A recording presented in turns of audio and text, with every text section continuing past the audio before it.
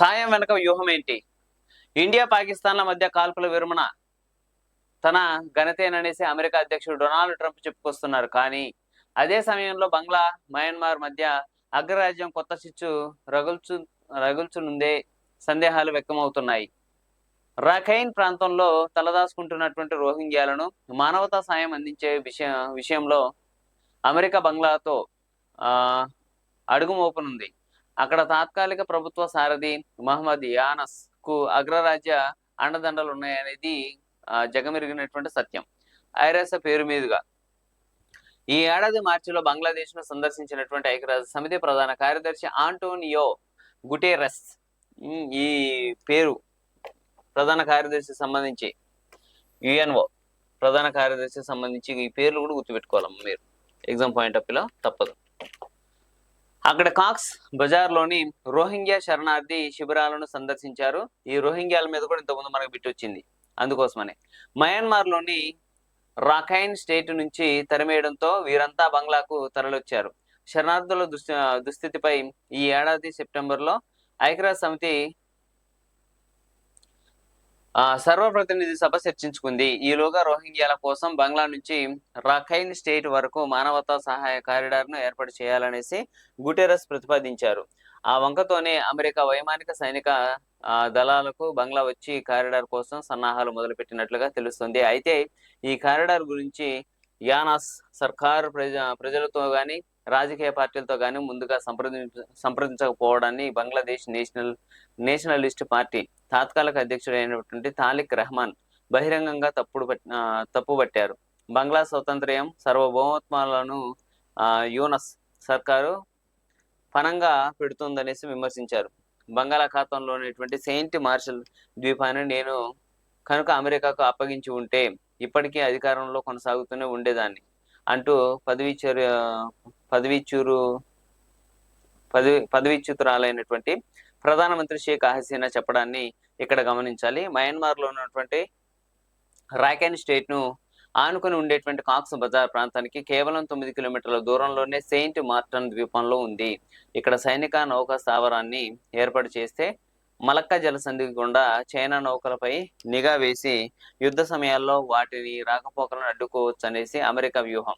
మొత్తానికి అయితే అమెరికా అనేటువంటిది చాలా దారుణంగా ఈ విషయంలో కూడా రావడం జరుగుతుంది. దానికోసమనే ఈ యొక్క మయన్మార్ పర్వక ప్రాంతాన్ని ఉపయోగించుకునే విధంగా బంగ్లాదేశ్ కు సంబంధించి అల్లర్లు లేపడానికి కానీ ఇవి అంతా కూడా దీని నుంచే జరిగింది. అడిగింది హసీనా ఇవ్వలేదు, మొత్తానికైతే చికాకు చేసింది. ఇది పరిస్థితి ఇక్కడ. డైరెక్ట్ గా ఇండైరెక్ట్ గా ఈ విషయాలు మనకు కనిపిస్తున్నాయి. భారత సేనలకు కీలకం. మయన్మార్ సైనిక ప్రభుత్వంపై పోరాడుతున్నటువంటి అరకాన్ ఆర్మీ కరైన్ స్టేట్ లోని మొత్తం 17 పట్టణాల్లో 13 చోట్ల ఆధిపత్యం సాధించింది. యావత్ గ్రామీణ ప్రాంతం ఇప్పుడు దాని ఆధీనంలోనే ఉంది. బంగ్లాదేశ్ వెంబడి 271 కిలోమీటర్ల సరిహద్దు భూభాగము అరకాన్ ఆర్మీ చేతుల్లో. ఇది కూడా మనకి ఎగ్జామినేషన్ లో పెట్టే అరకానియమ కొండలు మయన్మార్ సంబంధించింది. అది అరకానియమ కొండలో అది ఎగ్జామినేషన్ లో పెట్టి మనకి అరకాన్ ఆర్మీ చేతుల్లోనే వెళ్ళిపోయింది. రాఖైన్ స్టేట్ రాజధాని సిట్వేతో పాటుగా కేక్ ఫ్యూ మాత్రం ఇప్పుడు మయన్మార్ సైనిక ప్రభుత్వం చేతిలో ఉంది. దానికి సంబంధించినటువంటి విషయం అయితే ఇక్కడ ఇవ్వటం జరిగింది.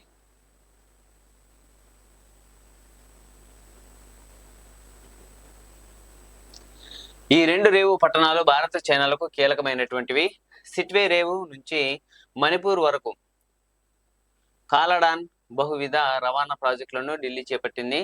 డ్రాగన్ క్వేక్ వ్యూ రేవు నుంచి మొత్తానికి అయితే ఇక్కడ 2 రేవులు మనకు కనిపిస్తున్నాయి.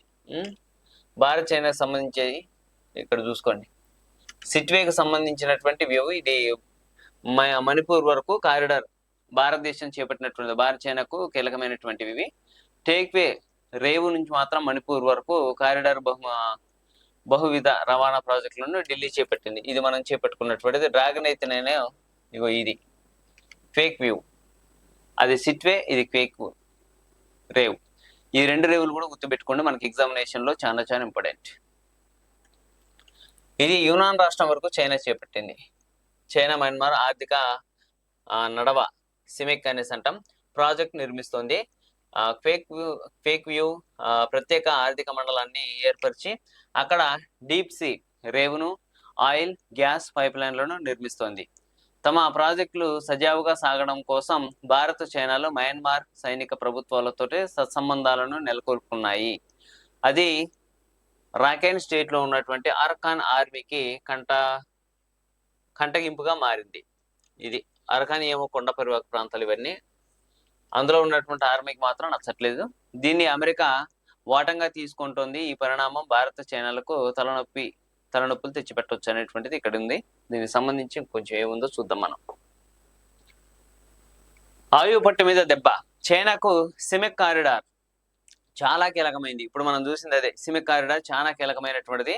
ఈ సిమెక్ కారిడార్ అనేటువంటిది ఏంటి అనేసి అడిగేటువంటి ఛాన్స్ ఉంది. ఏ రెండు దేశాల మధ్య కూడా ఉంటది, అది గుర్తుపెట్టుకోండి. డ్రాగన్ చమురు దిగుమతుల్లో 80% మలయా ద్వీపకల్పం ఇండోనేషియాల మధ్య ఉన్నటువంటి ఇరుకైనటువంటి మలక్కా జలసంధి గుండానే జరుగుతూ ఉన్నాయి. ఇగో ఈ రెండు జలసంధులకు సంబంధించి ద్వీపకల్పం జలసంధి, ఇది మలయా ద్వీపం 80% చమురు ఇండోనేషియా మధ్య ఉన్నటువంటి ఇరుకైనటువంటి మలక్కా జలసంధి. ఈ మలక్కా జలసంధి అనేటువంటిది ఈ సముద్ర జలాల నుంచి ఇంకో జలాల్లోకి వెళ్ళేటప్పుడు వచ్చేటువంటిది చిన్న చిన్న జలసంధులు అనేసి అంటాం. నీటి ప్రవాహం ఓడలు పోవడానికి వీలుగా ఉండేటువంటిది గుండానే జరుగుతున్నాయి. దీన్ని ఎవరైనా సరే అడ్డుకున్నా ఎలాంటి ఇబ్బంది లేకోకుండా చూసుకోవడానికి చైనా క్వేక్ వ్యూ రేవు నుంచి తమ యునాన్ రాష్ట్రం వరకు కూడా చమురు గ్యాస్ పైప్ లైన్లను నిర్మిస్తోంది. దక్షిణ చైనా సముద్రం, హిందూ మహాసముద్రం, ఈ రెండు సముద్రాలను కలపడానికి ఈ మలక్కా జలసంధి ఉపయోగపడుతుంది. ఆ సముద్రాలు ఏంటంటే దక్షిణ చైనా సముద్రం, సముద్రాల్లోనే అతిపెద్ద సముద్రం దక్షిణ చైనా సముద్రం. గుర్తుపెట్టుకోండి, ఇది కూడా ఎగ్జామినేషన్ లో బిట్టే.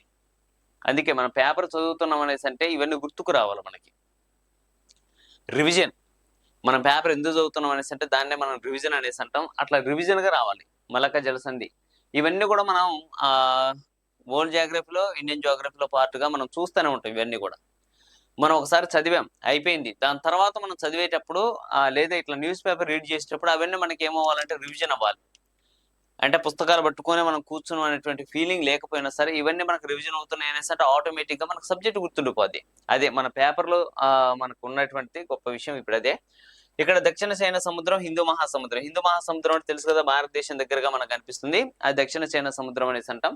ఇప్పుడు ఈ రెండింటిని మనం ఏం చేస్తున్నాం అనేసి అంటే కలుపుతూ మనకు ఒక పైప్ లైన్ అనేటువంటిది కూడా వేయడం జరుగుతుంది. ఈ సముద్రాన్ని కలిపేటువంటి మలక్కా జలసంధి, ఈ రెండు సముద్రాలకు సంబంధించి కలిపేదే మలక్కా జలసంధి. అమెరికా ఇప్పుడు హిందూ మహాసముద్రం నుంచి దక్షిణ చైనాకి వెళ్ళాలన్నా, దక్షిణ చైనా సముద్రం నుంచి హిందూ మహాసముద్రం ఇండియాకి రావాలన్నా సరే ఈ జలసంధి నుంచే రావాల్సి వస్తుంది. అమెరికా దిగ్బంధించి యునాక్ కేక్ వ్యూ సిమెక్ కారిడార్ ద్వారా ప్రత్యామ్నాయ మార్గాన్ని ఏర్పరచుకోవచ్చు అనేసి డ్రాగన్ భావిస్తోంది. దానికి సంబంధించి మళ్ళీ చూద్దాం. ఇక్కడ సిపెక్ గురించి ప్రస్తావించాలి. చైనా నుంచి పాక్ బలూచిస్తాన్లోని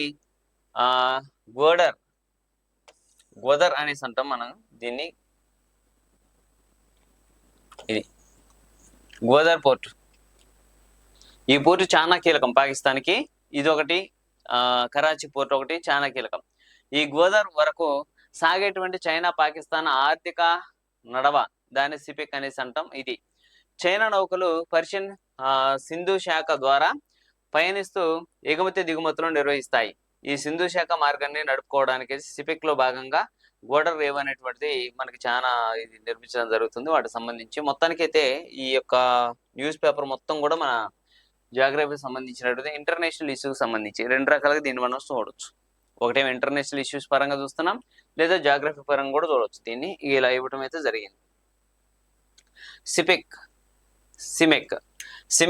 సిమెక్లను దిగ్బంధించడం అంటే చైనా ఆయువు పట్టు మీద బలూచిస్తాన్ లో ఉన్నటువంటి సిపెక్ ప్రాజెక్టుల పైన దాడులు జరుగుతున్నాయి. రేపు అరకాన్ ఆర్మీ సిమెక్ మీద దాడి చేయదనేటువంటి భరోసా ఏమీ లేదు. ఇదంతా కూడా చూస్తుంటే ఐక్యరాజ్య సమితి ఏదైతే ఉందో సూచనపై బంగ్లా నుంచి ఏర్పాటు చేసేటువంటి మానవతా సహాయ కారిడార్ గుండా అరకాన్ ఆర్మీకి ఆర్థిక సాయం అందించి సిమెక్ దెబ్బ కొట్టాలన్నదే అమెరికా వ్యూహం కావచ్చు అనేసి నిపుణులు అనుమానిస్తున్నారు. అదే నిజమైతే ఈ కారిడార్ పరిస్థితి కూడా గాజా, ఆఫ్ఘనిస్తాన్ల మాదిరిగా తయారవుతుంది. దీన్ని నిరోధించడానికే చైనీస్ యునాక్ రాష్ట్ర గవర్నర్ బంగ్లాదేశ్ కు వచ్చి మంతనాలు జరిపారు. భారత్ కూడా అరకాన్ ఆర్మీని దగ్గరగా చేర్చుకోవాలనేసి యోచిస్తుంది. మొత్తం మీద ఉపఖండంలో మయన్మార్ లో ప్రధాన రాజ్యాల ఆధిపత్యం క్రీడ అంతకంతకు ముదురుతోంది. భారత్ అప్రమత్తంగా ఉండక తప్పదు. మరి ఇది పరిస్థితి.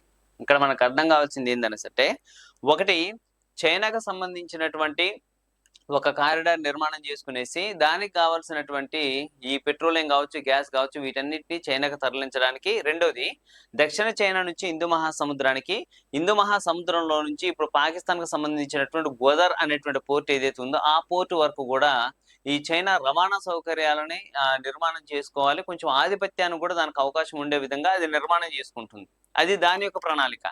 ఇప్పుడు పాకిస్తాన్కి అర్జెంటుగా ఇప్పుడు మనకి పాకిస్తాన్ మధ్య ఇష్యూ వచ్చింది. అలాంటి సందర్భం ఏదైనా జరిగింది అనేసి అంటే ఇప్పుడు చైనాకు సంబంధించి పాకిస్తాన్కు మద్దతుదారుడు కాబట్టి వాడు ఒకవేళ ఈ యొక్క హిందూ మహాసముద్రంలో భారత్ చుట్టుముట్టేసి వాడికి పాకిస్తాన్కి కొంచెం సపోర్ట్ ఇవ్వాలనేసి అనుకుంటూ రావాలనేసి అంటే అటు నుంచే రావాల్సి వస్తుంది. అది పరిస్థితి. ఇప్పుడు భారత్ దృష్టికి వస్తే మాత్రం భారతదేశం కూడా మయన్మార్ తోటి సత్సంబంధాలను కలిగేసి మనకంటూ ఒక కారిడార్ నిర్మాణం చేసుకుంటూ అది హిందూ మహాసముద్రం నుంచి దక్షిణ చైనా, ఈ దక్షిణ చైనా సముద్రంలోకి ఎంటర్ అయిన తర్వాత అక్కడి నుంచి పసిఫిక్ ఓషన్లోకి మనం ఎంటర్ అయిపోవచ్చు. అంటే ఇటువైపు నుంచి మనం కూడా అటుపక్క రవాణా సౌకర్యాలు తీసుకోవాలి అనేసి అంటే, ఎందుకనేసి జల రవాణా అనేటువంటిది చౌకైన రవాణా. ఈ రెండు మార్గాల మీద ఆధిపత్యానికి చేయడానికి ఇట్లనైనా సరే మనకు ఉపయోగపడుతుంది అనమాట. లేదు, ఇప్పుడు రష్యాకు సంబంధించినటువంటి రావాలన్నా సరే ఇటువైపు నుంచి కూడా రావడానికి మనకు సపోర్టింగ్ రావడానికి ఉంటది. ఇట్లా మొత్తానికి ఏంటి అనేసి అంటే సముద్ర జలాల నుంచి మనం ఎగుమతులు కావచ్చు, దిగుమతులు కావచ్చు, వాణిజ్యపరంగా కావచ్చు, లేదా యుద్ధ సమయంలో ఏదైనా సరే ఒక దేశం మనకి సహాయం చేయాలనుకున్నప్పుడు మాత్రం అటువైపు నుంచి ఇటువైపు నుంచి సౌకర్యాలు ఖచ్చితంగా ఉండాలి అనేసి అంటే ఆ యొక్క పర్యాక ప్రాంతాల మీద మనకంటూ ఒక కారిడార్ ఉండాలి. దాని మీద మన పూర్తి పట్టు ఉండాలి. అప్పుడు వేరే దేశాలు మనల్ని రావద్దని నివారించడానికి వీలు లేకోకుండా ఎక్కడికక్కడ పగడబందీగా చేసుకుంటున్నాయి ఇప్పుడు ప్రజెంట్ ఉన్నటువంటి ఇండియా అండ్ చైనా. కానీ ఈ రెండు దేశాలకి కాకోకుండా అమెరికా వచ్చేసి మధ్యలో గుంటనెక్కవారాలు వేసుకుంటూ ఇగో ఆ మధ్యలో ఉన్నటువంటి ఆ పోర్ట్ ఏదైతే ఇప్పుడు మనం రెండు కారిడార్లకు మనం మార్గం సుమకాలు చేసుకుంటున్నామో ఈ ప్రాంతం మీద ఆధిపత్యం కనుక అమెరికా చెలాయించే పరిస్థితిని తీసుకొని వస్తే అప్పుడు ఏమవుతుంది? చైనాది ఎండగట్టినట్టే, ఇండియాది ఎండగట్టినట్టే. ఎవడు ఆధిపత్యం వస్తుంది? అమెరికాది ఇప్పుడు చేయబోతుంది అనమాట. ఓకేనా? అందుకే అమెరికా గానీ అటుపక్క చైనా గానీ చర్యలు తీసుకుంటున్నాయి. వీడిని మాత్రం దగ్గర రానిద్దరు నాయన, వీడియో పెద్ద దారుణమైనటువంటి వ్యక్తి అనేటువంటిది చూస్తున్నాం ఇట్లా.